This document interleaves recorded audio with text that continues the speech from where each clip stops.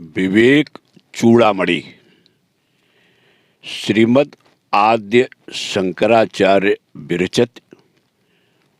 ओम शिव शिव शिव। वैराग्य निरूपण। विरक्त पुरुष का ही आंतरिक और बाह्य दोनों प्रकार का त्याग करना ठीक है। वही मोक्ष की इच्छा से आंतरिक और बाह्य संसार को त्याग देता है। इंद्रियों का विषयों के साथ बाह्य संग और अहंकार आदि के साथ आंतरिक संग, इन दोनों का ब्रह्मनिष्ठ विरक्त पुरुष ही त्याग कर सकता है। हे विद्वन, वैराग्य और बोध, इन दोनों को पक्षी के दोनों पंखों के समान मोक्षकामी पुरुष के पंख समझो। इन दोनों में से किसी भी एक के बिना केवल एक ही पंख के द्वारा कोई मुक्ति रूपी महल की अटारी पर नहीं चढ़ सकता। अर्थात मोक्ष प्राप्ति के लिए वैराग्य और बोध दोनों की ही आवश्यकता है। अत्यंत वैराग्यवान को ही समाधि लाभ होता है। समाधिस्थ पुरुष को ही दृढ़ बोध होता है तथा सुदृढ़ बोधवान का ही संसार बंधन छूटता है, और जो संसार बंधन से छूट गया है उसी को नित्यानंद का अनुभव होता है। जितेंद्रिय पुरुष के लिए वैराग्य से बढ़कर सुखदायक मुझे और कुछ भी प्रतीत नहीं होता, और वह यदि कहीं शुद्ध आत्मज्ञान के सहित हो तब तो स्वर्गीय साम्राज्य के सुख का देने वाला होता है। यह मुक्ति रूप कामिनी का निरंतर खुला हुआ द्वार है। इसलिए हे वत्स, तुम अपने कल्याण के लिए सब ओर से इच्छा रहित होकर सदा सच्चिदानंद ब्रह्म में ही अपनी बुद्धि स्थिर करो। विष के समान विषम विषयों की आशा छोड़ दो, क्योंकि यह स्वरूप विस्मृति रूप मृत्यु का मार्ग है तथा जाति, कुल और आश्रम आदि का अभिमान छोड़कर दूर से ही कर्मों को नमस्कार कर दो। देह आदि असत पदार्थों में आत्मबुद्धि को छोड़ो और आत्मा में अहम बुद्धि करो, क्योंकि तुम तो वास्तव में इन सब के दृष्टा और मल तथा द्वैत से रहित जो परब्रह्म है वही हो। ध्यान विधि। चित्त को अपने लक्ष्य ब्रह्म में दृढ़ता पूर्वक स्थिर कर बाह्य इंद्रियों को उनके विषयों से हटाकर अपने अपने गोलकों में स्थिर करो। शरीर को निश्चल रखो और उसकी स्थिति की ओर ध्यान मत दो।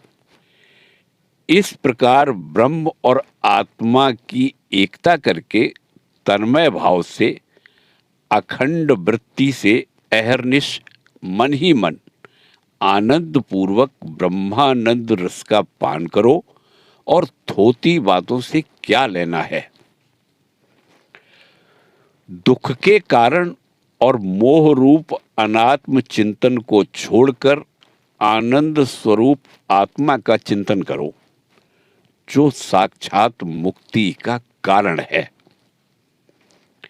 यह जो स्वयं प्रकाश, सबका साक्षी, निरंतर विज्ञानमय कोश में विराजमान है, समस्त अनित्य पदार्थों से पृथक इस परमात्मा को ही अपना लक्ष्य बनाकर इसी का तैल धारावत अखंड वृत्ति से आत्मभाव से चिंतन करो। अन्य प्रतीतियों से रहित अखंड वृत्ति से इस एक ही का चिंतन करते हुए योगी इसी को स्पष्टतया अपना स्वरूप जाने। इस प्रकार इस परमात्मा में ही आत्मभाव को दृढ़ करता हुआ और अहंकार आदि में आत्मबुद्धि छोड़ता हुआ उनकी ओर से शरीर से भिन्न घटपट आदि पर वस्तुओं के समान उदासीन हो जाए। आत्मदृष्टि सबके साक्षी और ज्ञान स्वरूप आत्मा में अपने शुद्ध चित्त को लगाकर धीरे धीरे निश्चलता प्राप्त करता हुआ अंत में सर्वत्र अपने ही को परिपूर्ण देखे। अपने अज्ञान से कल्पित देह, इंद्रिय, प्राण, मन और अहंकार आदि समस्त उपाधियों से रहित अखंड आत्मा को महाकाश की भांति सर्वत्र परिपूर्ण देखे। जिस प्रकार आकाश, घट, कलश, कुसूल, सूची आदि सैकड़ों उपाधियों से रहित एक ही होता है, नाना उपाधियों के कारण वह नाना नहीं हो जाता, उसी प्रकार अहंकार आदि उपाधियों से रहित एक ही शुद्ध परमात्मा है। ब्रह्मा से लेकर तिनके तक समस्त उपाधियां मिथ्या हैं, इसलिए अपने को सदा एक रूप में स्थित परिपूर्ण आत्मस्वरूप देखना चाहिए। जिस वस्तु की जहां जिस आधार में भ्रम से कल्पना हो जाती है, उस आधार का ठीक ठीक ज्ञान हो जाने पर वह कल्पित वस्तु तद्रूप ही निश्चित होती है, उससे पृथक उसकी सत्ता सिद्ध नहीं होती।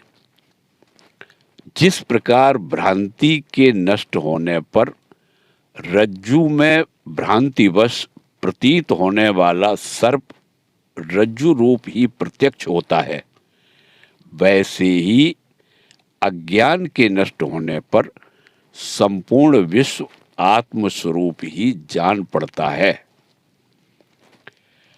आप ही ब्रह्मा है, आप ही विष्णु है, आप ही इंद्र है, आप ही शिव है और आप ही यह सारा विश्व है। अपने से भिन्न और कुछ भी नहीं है। आप ही भीतर है, आप ही बाहर है, आप ही आगे है, आप ही पीछे है, आप ही दाएं हैं, आप ही बाएं है और आप ही ऊपर है, आप ही नीचे है।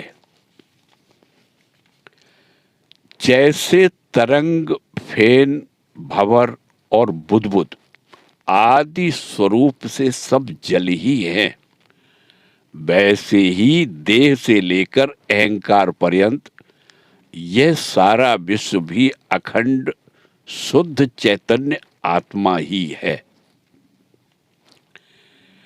मन और वाणी से प्रतीत होने वाला यह सारा जगत सत स्वरूप ही है। जो महापुरुष प्रकृति से परे आत्म स्वरूप में स्थित है, उसकी दृष्टि में सत से पृथक और कुछ भी नहीं है। मिट्टी से पृथक घट, कलश और कुंभ आदि क्या है? मनुष्य मायामयी मदिरा से उन्मत्त होकर ही मैं, तू ऐसी भेद बुद्धि युक्त वाणी बोलता है। कार्य रूप द्वैत का उपसंहार करते हुए जहां कुछ नहीं देखता, ऐसी अद्वैत परक श्रुति मिथ्या अध्यास की निवृत्ति के लिए बारंबार द्वैत का अभाव बतलाती है। जो परब्रह्म स्वयं आकाश के समान निर्मल, निर्विकल्प, निसीम, निश्चल, निर्विकार, बाहर भीतर सब ओर से शून्य, अनन्य और अद्वितीय है, वह क्या ज्ञान का विषय हो सकता है? इस विषय में और अधिक क्या कहना है। जीव तो स्वयं ब्रह्म ही है और ब्रह्म ही यह संपूर्ण जगत रूप में फैला हुआ है, क्योंकि श्रुति भी कहती है कि ब्रह्म अद्वितीय है। और यह निश्चय है, जिनको यह बोध हुआ है कि मैं ब्रह्म ही हूँ, वे बाह्य विषयों को सर्वथा त्याग कर ब्रह्म भाव से सदा सच्चिदानंद स्वरूप से ही स्थित रहते हैं। इस मलमय कोश में अहम बुद्धि से हुई आसक्ति को छोड़ो और इसके पश्चात वायु रूप लिंग देह में भी उसका दृढ़ता पूर्वक त्याग करो तथा जिसकी कीर्ति का वेद बखान करते हैं, उस आनंद स्वरूप ब्रह्म को ही अपना स्वरूप जानकर सदा ब्रह्म रूप से ही स्थिर होकर रहो। श्रुति भी यही कहती है कि मनुष्य जब तक इस मृतक तुल्य देह में आसक्त रहता है, तब तक वह अत्यंत अपवित्र रहता है और जन्म, मरण और व्याधियों का आश्रय बना रहकर उसको दूसरों से अत्यंत क्लेश भोगना पड़ता है। किंतु जब वह अपने कल्याण स्वरूप अचल और शुद्ध आत्मा का साक्षात्कार कर लेता है, तो उन समस्त क्लेशों से मुक्त हो जाता है। प्रपंच का बाध। अपने आत्मा में आरोपित समस्त कल्पित वस्तुओं का निराश कर देने पर मनुष्य स्वयं अद्वितीय, अक्रिय और पूर्ण परब्रह्म ही है। निर्विकल्प परमात्मा परब्रह्म में चित्त वृत्ति के स्थिर हो जाने पर यह दृश्य विकल्प कहीं भी दिखाई नहीं देता। उस समय यह केवल वाचारंभण अर्थात वाणी की बकवाद मात्र ही रह जाता है। उस एक वस्तु ब्रह्म में यह संसार मिथ्या वस्तु के समान कल्पना मात्र है। भला निर्विकार, निराकार और निर्विशेष वस्तु में भेद कहाँ से आया? उस दृष्टा, दृश्य और दर्शन आदि भावों से शून्य, निर्विकार, निराकार और निर्विशेष एक वस्तु में भला भेद कहाँ से आया? प्रलय काल के समुद्र के समान अत्यंत परिपूर्ण एक पदार्थ में जो निर्विकार, निराकार और निर्विशेष है, भला भेद कहाँ से आ गया? प्रकाश में जैसे अंधकार लीन हो जाता है, वैसे ही जिसमें भ्रम का कारण अज्ञान लीन होता है, उस अद्वितीय और निर्विशेष परम तत्व में भला भेद कहाँ से आ गया? एकात्मक अद्वितीय परम तत्व में भला भेद की बात ही क्या हो सकती है?